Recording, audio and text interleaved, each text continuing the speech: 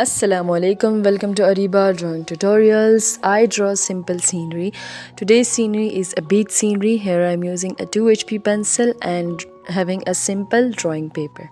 So let's draw. First of all, I'm drawing a coconut tree on one side and now drawing its leaves just like this.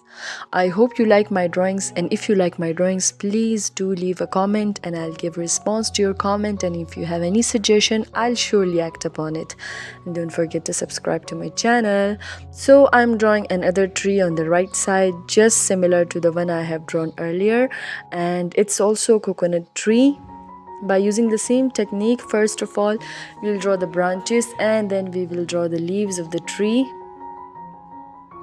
It's a very simple and beginner's scenery, and it's very easy, anybody can draw it. Here I've drawn the two trees.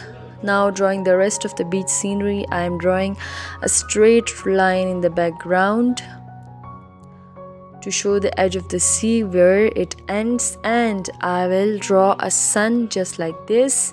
Now using some wavy lines, I'll draw the waves depicting the river just like this.